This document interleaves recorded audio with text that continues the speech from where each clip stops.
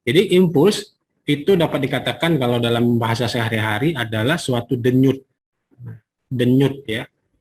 Jadi impuls itu adalah suatu denyut. Nah, saya pakai whiteboard. Oke.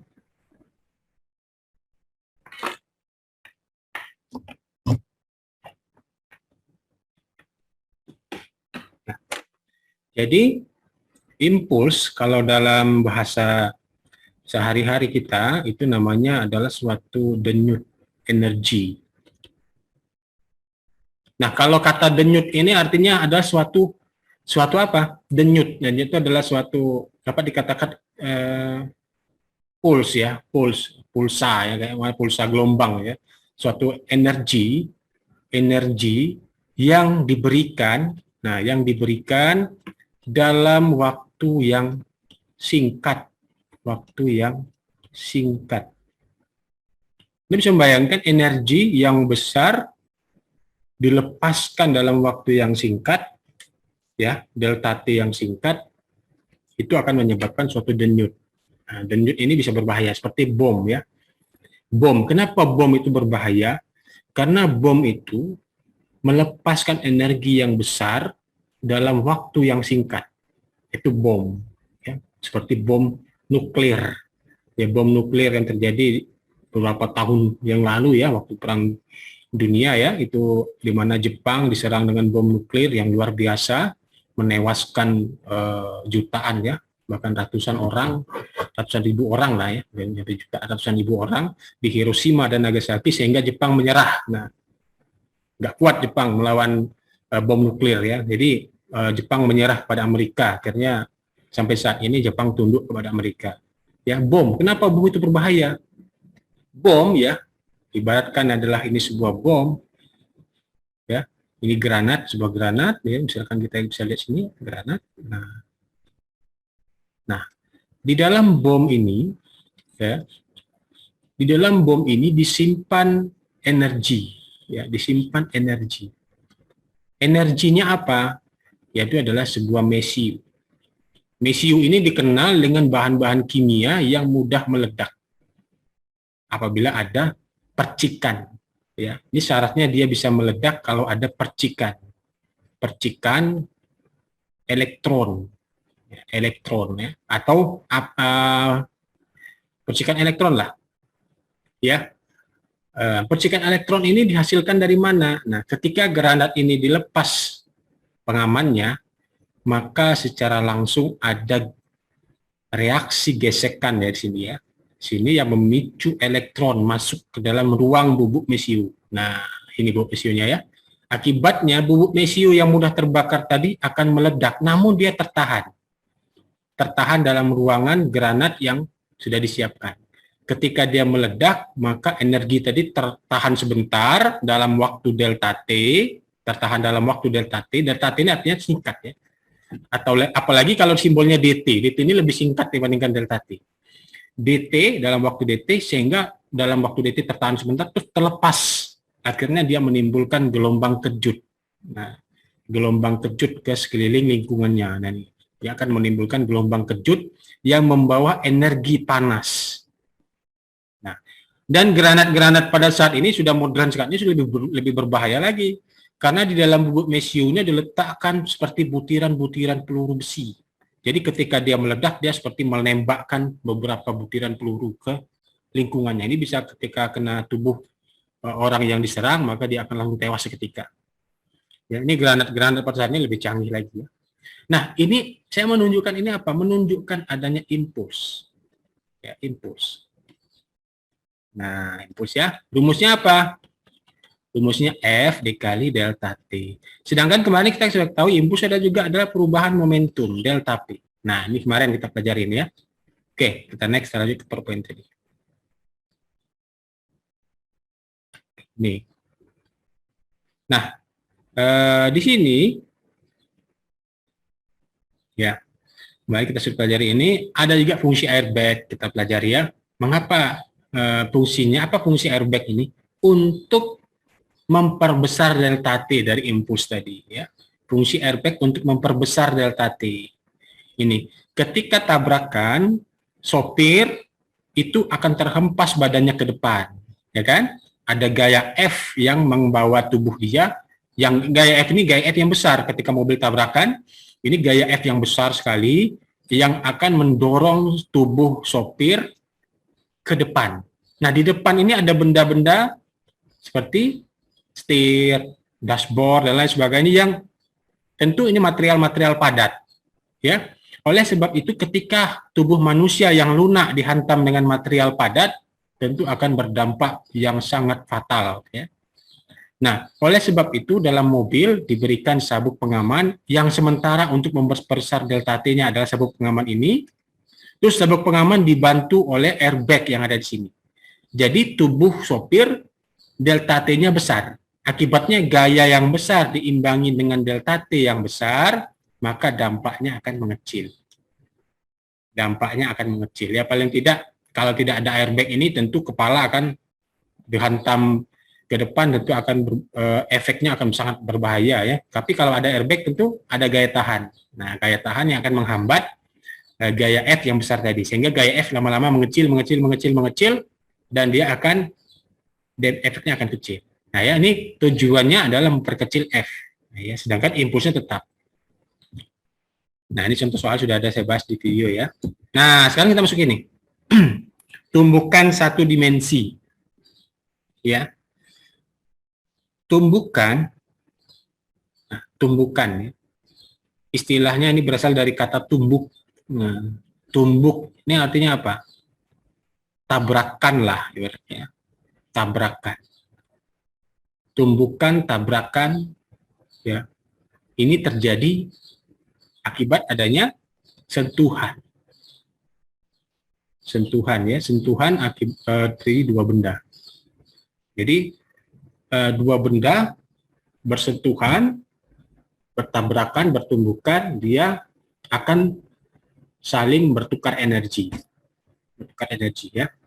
Nah, tumbukan ini ada berbagai macam. Pertama, tumbukan tidak elastis sempurna.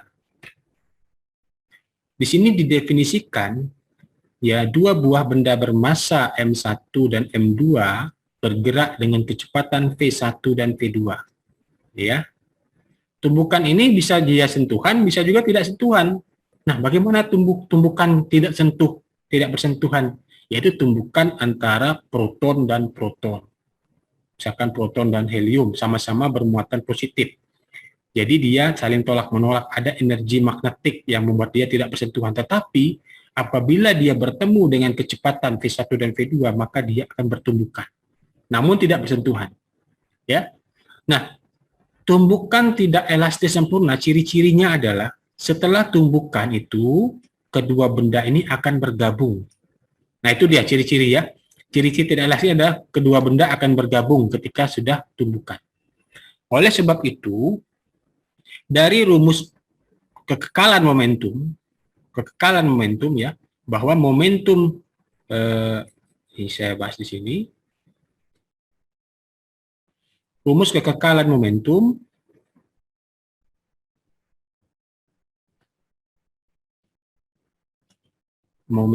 ya, itu adalah momentum sebelum tumbukan, nilainya sama dengan momentum sesudah atau setelah tumbukan. Jika dia ada dua benda, maka benda pertama ditambah benda kedua, momentum dia sebelum tumbukan, dan sama dengan nilai momentum dia sesudah tumbukan. Benda pertama tambah benda kedua. Agar lebih mudah, maka ini inisial, ciri-cirinya, ini final. Momentum benda pertama inisial ditambah momentum benda kedua inisial sama dengan momentum benda pertama final tambah momentum benda kedua final. Ya, ini hukum kekekalan momentum. Nah, kalau dia tumbukan tumbukan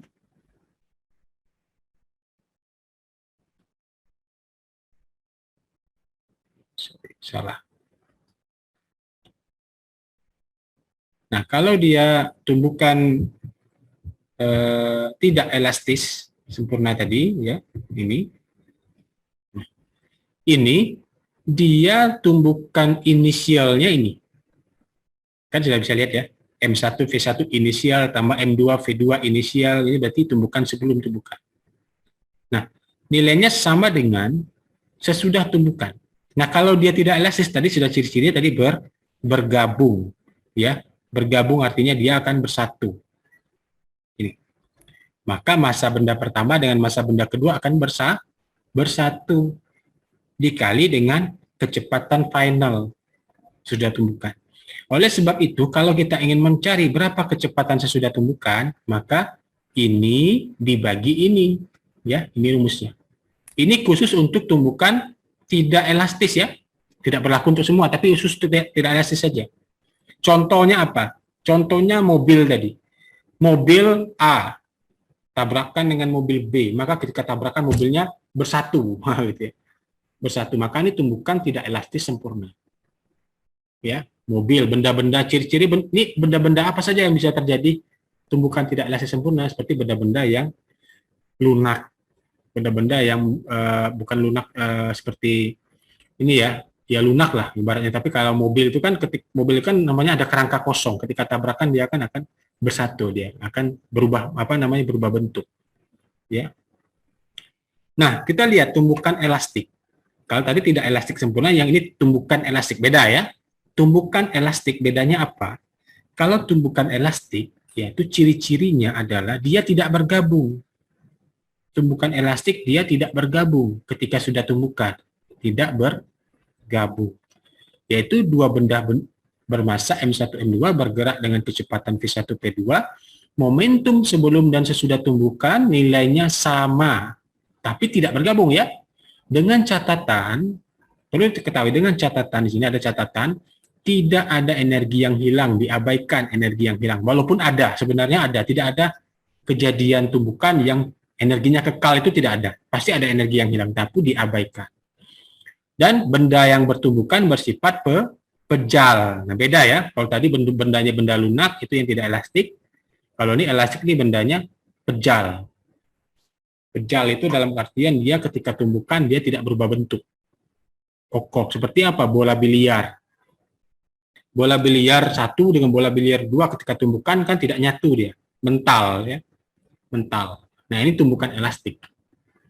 Ciri-cirinya tumbukan elastik ini dia memiliki tadi sih ada dua persamaan, nanti kita bahas ya. Ini persamaan pertama tumbukan sebelum, ya, dan ini sebelum, ya, sama dengan tumbukan setelah. Nah, tidak ada bergabung, masa M1 M2-nya pisah. M1V1 inisial tambah M2V2 inisial sama dengan M1V1 final tambah M2V2 final. Ini tumbukan, ini kekekalan momentum.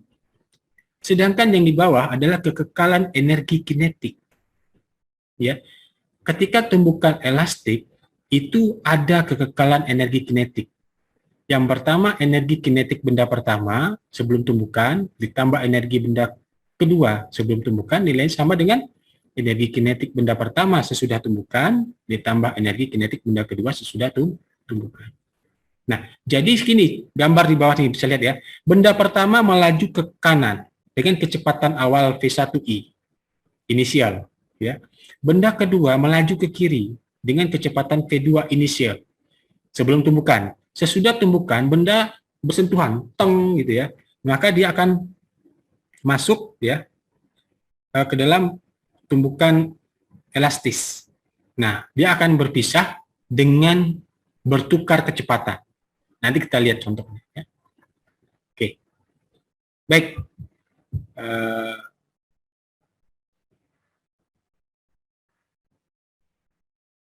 Oke, ini kita hapus dulu. Nah.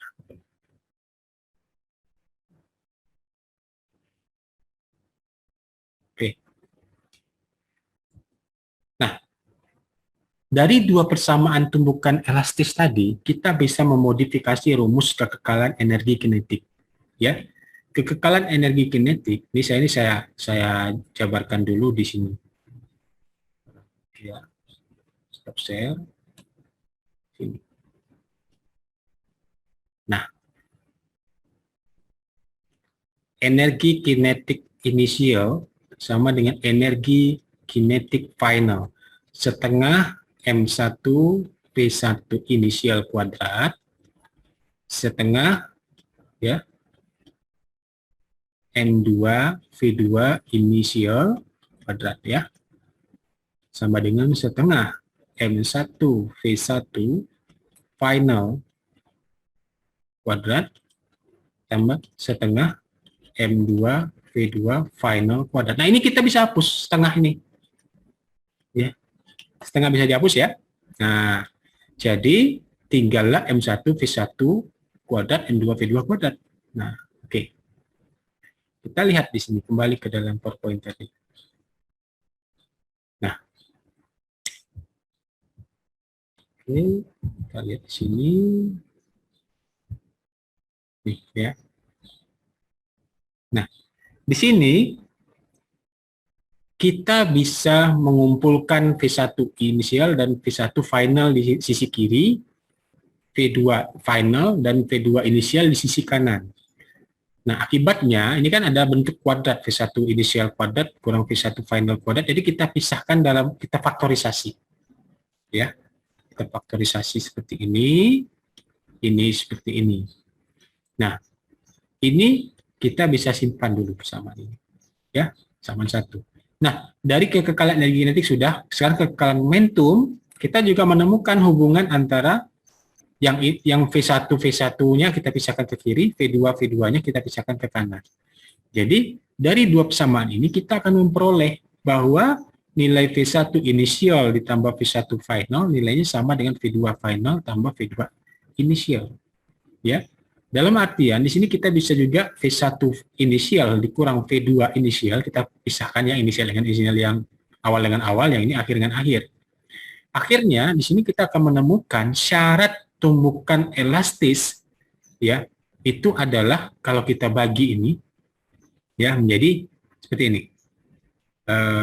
Tumbukan elastis ya. Jadi ini yang kita pindahkan ke sini. Maka V1 inisial dikurang V2 inisial dibagi ya. V1 final kurang V2 final. Tapi minus ya. Nilainya sama dengan 1. Ya kan? 1 ya. Artinya apa? Untuk tumbukan elastis, itu nilai koefisiennya 1. Koefisien elastisitasnya. Kita bisa lihat nanti pada kasus yang lain. Ya. Nah, ini. Kecepatan relatif kedua partikel sebelum tumbukan adalah ini. Sesudah tumbukan, maka dia akan memiliki kecepatan seperti ini. V1 dan V2 sebelum tumbukan, ya, V1 sebelum tumbukan, ya, sorry. Nah, sesudah tumbukan, kecepatannya menjadi ini. Minus. Ada tanda minus. Kenapa minus? Itu artinya setelah tumbukan arahnya berlawanan. Setelah tumbukan arahnya berlawanan. Nah, dari sini kita akan menemukan berapa kecepatan akhirnya, rumusnya ini. Untuk mencari kecepatan akhir benda pertama, pakai rumus ini. Untuk kecepatan akhir benda kedua, pakai rumus ini. Ya, paham ya? Nah, lebih paham lagi kalau ada contoh ya, nanti kita lihat contoh. Oke, tunggu sebentar. Terlalu banyak yang dibuka, jadi dia ini. Kita hapus dulu.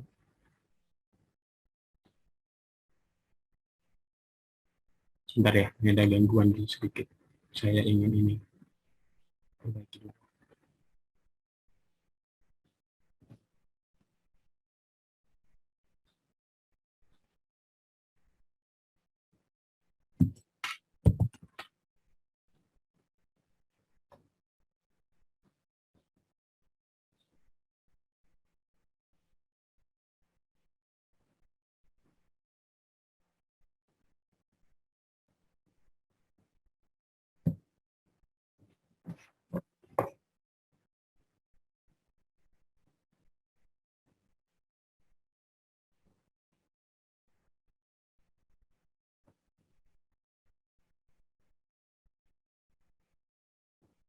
Oke, kita kembali lagi. Ya, tadi dia ada sedikit gangguan ini. Macet ya PowerPoint-nya. Oke, kita zoom tadi ya. Nah ini. Nah, sampai di sini kita mendapatkan nilai kecepatan akhir benda pertama dengan rumus ini, kecepatan akhir benda kedua dengan rumus ini. Nah, ini kita bisa lihat, Anda mungkin tidak asing melihat benda ini, ya, sebuah alat sebagaimana pada gambar di samping, mengilustrasikan kekekalan momentum, ya, energi kinetik. Nah, ini sebagaimana kan sedikit ya. Benda ini diangkat, maka ketika ditumbuhkan terjadi, maka yang ujung yang terangkat. Jika dua yang diangkat, maka dua yang terangkat di ujung. Jika tiga, maka dua yang diangkat, ini dua masuk, tiga kembali, pokoknya kekal ya. Nah, kenapa ini bisa terjadi? Nah, ini kita bahas. Ini kita bahas ya. Oke, jawaban. Momentum sistem sebelum tumbukan adalah M kali V. Di mana M adalah massa bola pertama. Dan V adalah kecepatan bola yang diangkat dan dilepaskan, dia menghasilkan kecepatan V. Pada gambar tadi kan ada bola nih. Ada bola pertama ini ya, bisa dilihat ya. Nah ini, bola pertama diangkat, masanya M, ketika dia dilepas, dia mendapat kecepatan V. Ini sebelum tumbukan. Setelah tumbukan, dengan bola kedua, ya, dia tumbukan dengan bola kedua yang ada di sini. Nih, ada bola kedua di sini, ya, M2. Nah, maka masing-masing massa bergerak dengan kecepatan V per 2. Ya, momentum total sistem sebelum tumbukan, setelah tumbukan adalah M V per 2 tambah M V per 2, maka M kali V, sama dengan M kali V. Energi kinetik sebelum tumbukan, setengah M V kuadrat. Setelah tumbukan, energi kinetiknya dibagi 2. Ya, setengah M V kuadrat, M V per 2 kuadrat, tambah setengah M V per 2 kuadrat, ya, seperempat M V kuadrat. Di sini kita perhatikan, terjadi ketidakkekalan energi kinetik. Kok energi kinetiknya jadi seperempat, semulanya setengah, ya kan? Kalau momentum tetap ya, ketika dia tabrakan, maka benda-benda masing-masing mendapat setengah-setengah kecepatan. Nah, di sini kinetik tidak kekal, ya. Pertanyaannya tadi, kenapa dia tidak kekal? Nah, gitu ya. Nah, selanjutnya kita lihat di sini, ya. Ketika bola keempat dan kelima digerakkan bersamaan dalam hal ini, kekekalan momentum energi kinetik bersifat tidak kekal. Maka kita dapat mengasumsikan ketika bola pertama menumbuk bola kedua, bola pertama terhenti. Ya, dalam gambar ini ya. Saya bisa lihat ya. Ketika bola pertama menabrak bola kedua, bola pertama langsung berhenti, tidak bergerak lagi. Ya. Maka bola yang di ujungnya akan bergerak. Dia mentransfer energi. Masuk ke sini, bola kedua menerima, bola kedua menumbuk bola ketiga menumbuk bola keempat menumbuk bola kelima nggak ada lagi menumbuk siapa-siapa, maka dia akan terpental. Nah, ya. Tapi di sini tidak ada kekekalan energi kinetik. Kita bisa lihat. Nah, kita di sini, di mana kecepatan bola keempat dan bola kelima memiliki kombinasi kecepatan sebagaimana hukumnya ini. Ya. Nah, dari kasus ini, kombinasi ini kita akan menemukan kecepatan bola keempat dan bola kelima itu 2/3 kecepatan bola pertama. Kecepatan bola pertama final sesudah tumbukan sama dengan 1/3 kecepatan inisial. Ya, jadi kayak gini kasusnya. Bola pertama nabrak bola kedua, bola kelima yang terlepas. Ya. Terus kalau kita masukkan lagi sini, apa kecepatannya kita ini kasusnya kalau 2 ya. Nah, tapi kalau dia tidak kekal, itu membuktikan apa? Suatu saat bandul ini akan berhenti, benar nggak? Nggak akan dia bergerak selamanya kan? Kalau ada yang punya mainan ini atau di rumah ya, barangkali ya, ketika dilepaskan satu nombor itu sampai selama-lamanya nggak gitu, nggak kan? Suatu saat dia akan berhenti. Nah, itu menunjukkan apa? Ada pengurangan kecepatan, semakin lama semakin lambat ya, semakin lambat akhirnya dia berhenti. Ini menunjukkan ada ketidakkekalan energi kinetik. Nah, ini tadi sudah ini bahan dari ini Bu Hasti ya, sama ya, sudah saya jelaskan. Oke, ini sudah. Oke. Nah, ini kekekalan. Nah, ini. Jadi sini. Next aja. Nah, kita lihat sini ya. Nah, ada yang dinamakan dengan koefisien restitusi.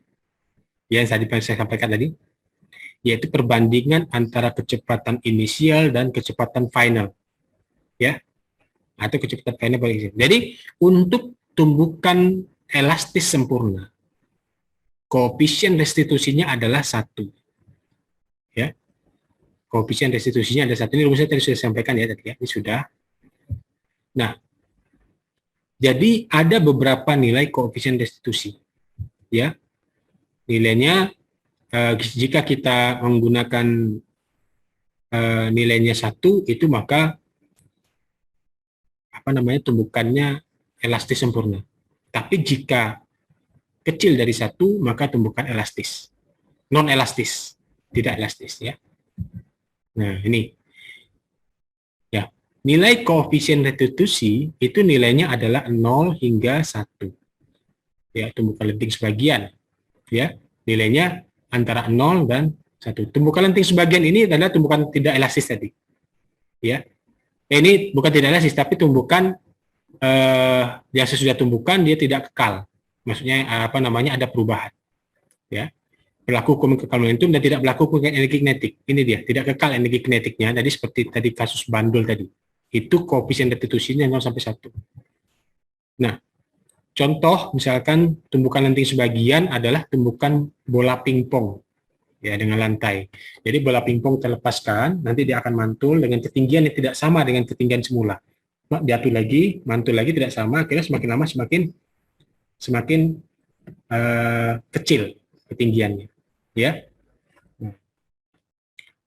Nah ini, dalam kasus bola pingpong ini, maka ini H2 per H1 adalah koefisien restitusi.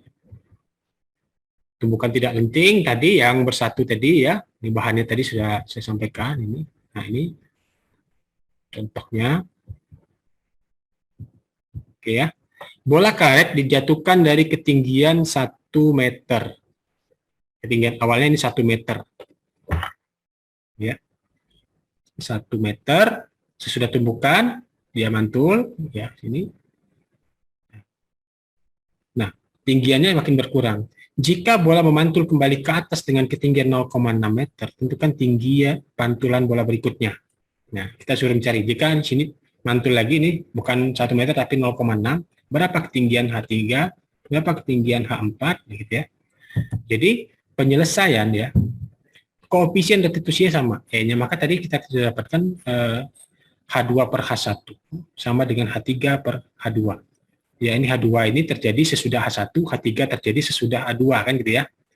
Nah, maka ini kalau akarnya kita sama-sama kita kuadratkan, maka akarnya hilang, tinggallah H2 per H1, H3 per H1. Ini 0,6 per 1, H3 per 0,6, maka tingginya tinggal H3 0,36. Jadi jika kita ingin mencari H4, bisa kita lanjutkan H3 per H2 sama dengan H4 per H3. Ya kan? Jadi 0,36 per 0,6 H4 per 0,36. Nah, bisa cari nanti dapatlah H4-nya berapa. H4 0,36 kuadrat per 0,6. Ya, sekian-sekian gitu ya. Nah, ini untuk pingpong. Nah, gerak dengan massa berubah. Nah, jadi mungkin kita coba lihat buku yang sudah saya share dulu ya. Contoh misalkan ini gayanya. Ini kita bahas satu soal ini dulu. P sama dengan M kali V. Nah, ini massanya berubah. Ada perubahan massa. Ya. Perubahan momentum dP ya, diferensial dari momentum ini sama dengan M kali diferensial kecepatan V kali diferensial massa. Ini kalau kita diferensialkan luas kiri dan luas kanan, maka M kali V ini kita lihat. Sudah belajar ini belum ya? Matematika sudah ya? Turunan U kali V. Ya, turunan U kali V. Fungsi kali fungsi ya. Maka ini rumusnya ya, catat ya. Jika ada fungsi X, nah, sama dengan U kali V, maka dfx, ini rumusnya ya, turunan U kali dV per dx ya, tambah V dikali du per dx. Ini rumusnya. Rumus turunan biasanya. Makanya di sini M kali V, M kali dV, V kali dm. Nah, jadi bentuknya seperti ini. Ya, maka kita bisa menemukan dP per dt. dP per dt ini adalah apa? dP per dt adalah gaya. Ya, karena kita dapatkan hubungan tadi apa? Bahwa perubahan momentum sama dengan F kali T, delta T.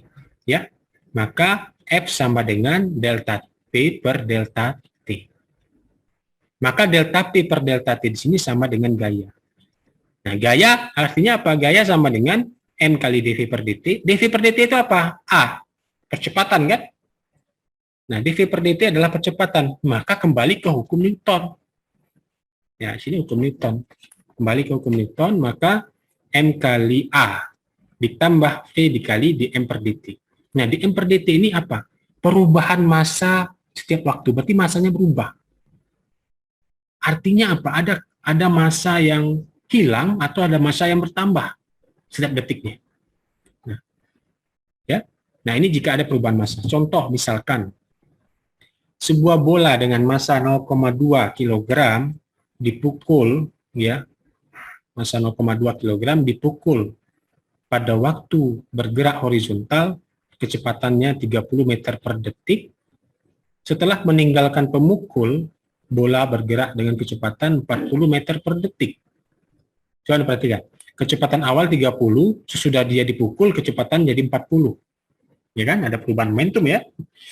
Nah, yang arah berlawanan dengan arah bola. Tentukan impuls. Nah, ini gampang ya. Yang kedua, hitung gaya rata-rata selama 0,01 detik. Nah, maka kita gunakan rumus ini. Impuls, cari dulu impulsnya. Impuls perubahan momentum. Artinya, momentum sesudah tumbukan dikurang momentum sebelum tumbukan. Karena massa bola tidak berubah, massanya bisa dikeluarkan sama ya. Maka massa dikali kecepatan sesudah dikurang kecepatan sebelum. Nah, kecepatan sesudah 40, kecepatan sebelum 30. Masukkan di sini. Nah, perlu diketahui di sini, ya, sesudah tumbukan arahnya ke kanan, sebelum tumbukan dia arahnya ke kiri bola. Jadi ada pemukul, ini pemukul ya. Bola didatangkan dari kiri, kecepatan 30 minus 30 kalau dalam vektor ya. Sesudah tumbukan dipukul dia mental ke sana. Kecepatan satu sini ya, V1, ini V2 40. Jadi ada minus 30 jadi 40 tambah 30, 70 kali 0,2 maka 14 kilogram meter per detik. Ini impuls kilogram meter per detik satuannya. Sekarang yang ditanya adalah berapa gaya. Nah, sudah dapat impulsnya, maka impuls sama dengan F kali delta T. Selain dia delta P, impuls ini rumusnya juga F kali delta T. Ada dua rumus impuls ini. Pertama, dia bisa kita gunakan perubahan momentum, bisa kita gunakan F kali delta T. Dan ini saling menguntungkan. Jika salah satu tidak diketahui, bisa kita gunakan rumus yang kedua. Nah, untuk mendapatkan rumus gaya, kita pakai rumus yang F kali delta T. F delta P per delta T. Impuls sama dengan F kali delta T. Sama juga dengan delta P.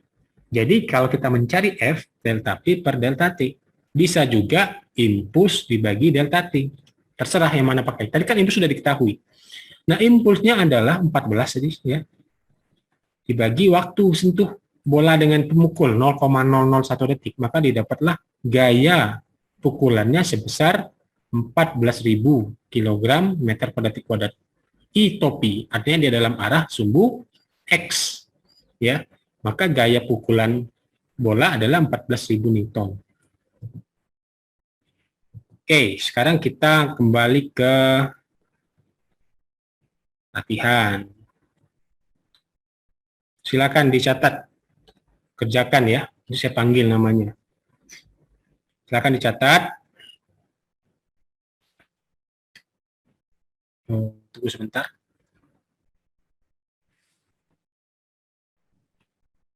Saya pakai ini aja dulu.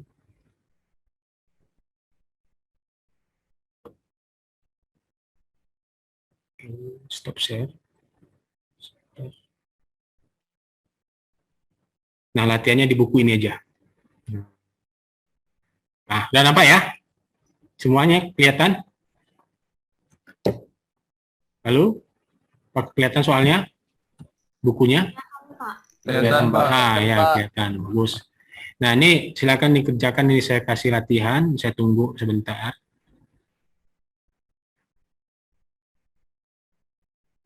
Cari soal latihannya di bawah biasanya.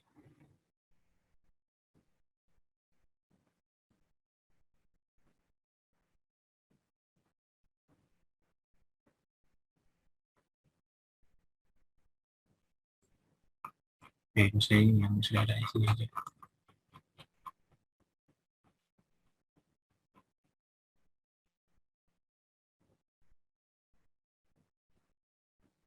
Oh, nggak ada ya latihannya ya. Kita buat sendiri aja kalau gitu nih.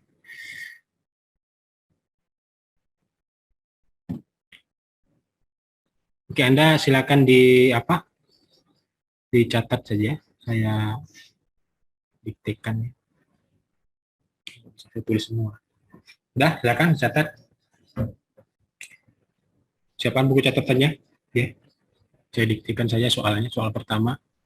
Saya panggil namanya ya, yang menjawab ya. Oh, ini bisa teks ya. Nah, teks diketik aja. Nah, sini aja ketik. Saya bisa ketik, oke, ketik aja. Nah, sebuah bola ya bisa dilihat di slide apa di tampilan ya. Bermasa 2 kilogram ya, bergerak dengan kecepatan 2 meter per detik ya, menuju seorang pemukul. Jadi ini ibaratnya olahraga apa namanya? Ya, olahraga ini ya. Bisbol, Pak. Nah, bisbol ya.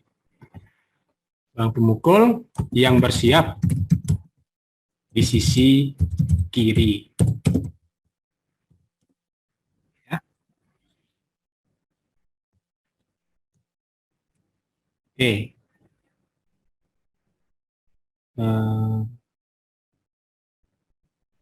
Kecepatan sudah 2 meter per detik. Nah ya, seorang pemukul tersebut,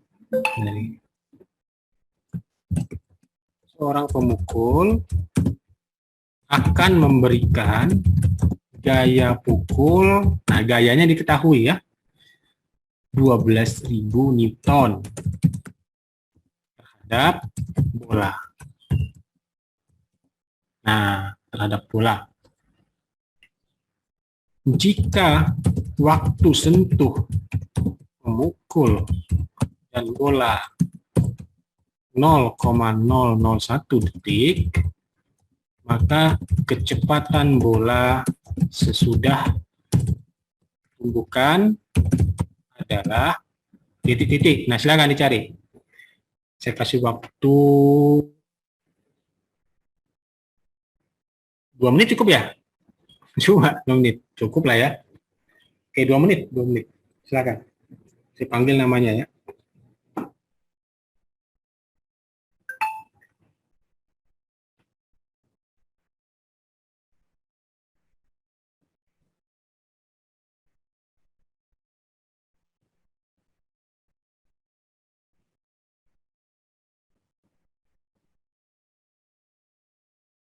Ya, waktu sudah habis.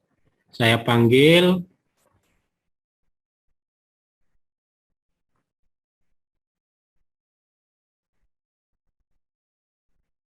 M. Tobarani. Ada? M. Tobarani, halo? Ya, Pak. Nah, berapa jawabannya? Apa V2-nya? Belum, Pak. Ini lagi cari, Pak. Loh, kok belum nih? Masih ada waktu kan cukup lah itu 2 menit itu, Tobarani. Belum bisa jawab ya, gagal ya. Sekarang saya panggil Mas Suryo Amirul, ada?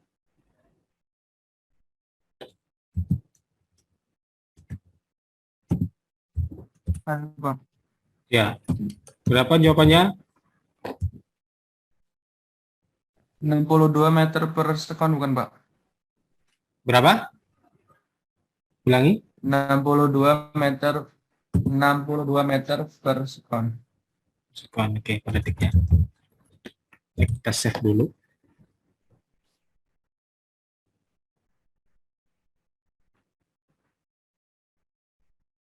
Cynthia Febriani, ada? Saya, Cynthia. Pak. Ya, berapa Belum jawabannya? sampai akhir, Pak. Ya? Belum sampai akhir sebentar, Pak. Oke. Masih ada kesempatan, Tobarani dan Cynthia. Kita tunggu ya.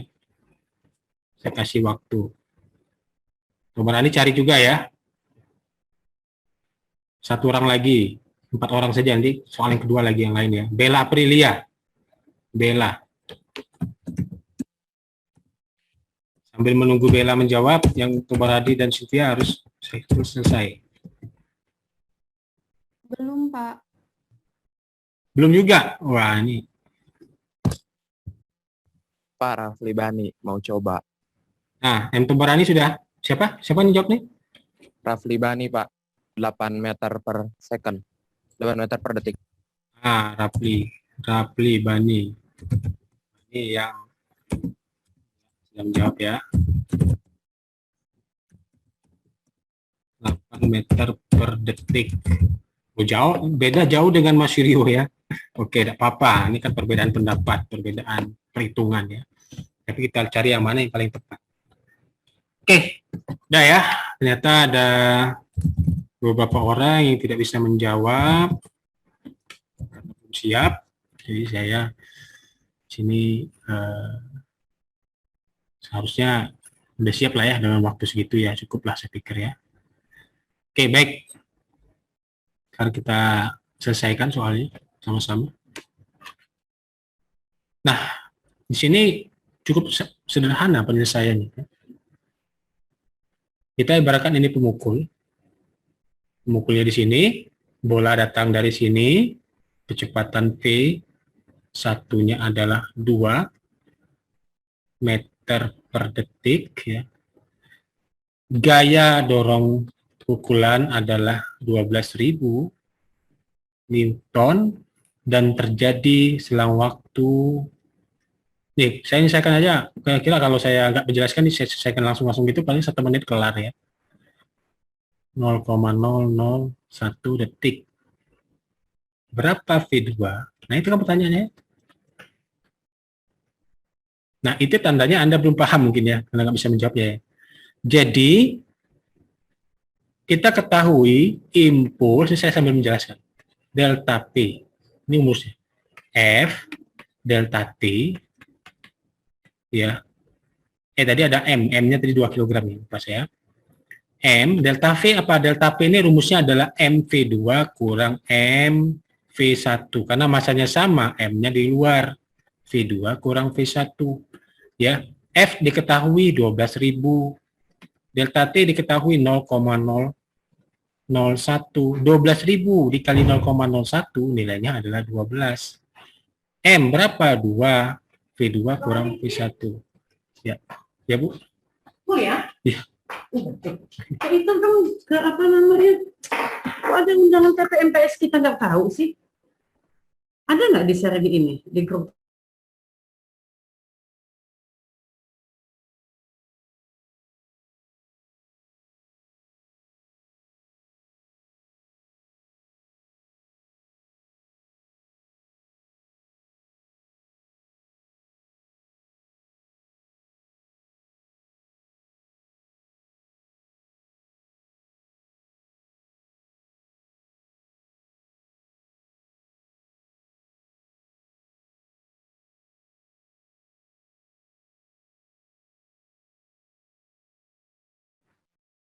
Nah, sekarang dari sini kan kita ketahui ya, ini saya hapus dulu semuanya. Tadi diketahui sebelah 12, sebelah sini adalah 2, V2 kurang V1. V1 dia kan sudah diketahui tadi. V1-nya ya. Maka ini 12 per 2, V2 kurang V1, ini 6. V2 yang dicari, V1 2. Maka V2 6 tambah 2. Nah, pokoknya 8.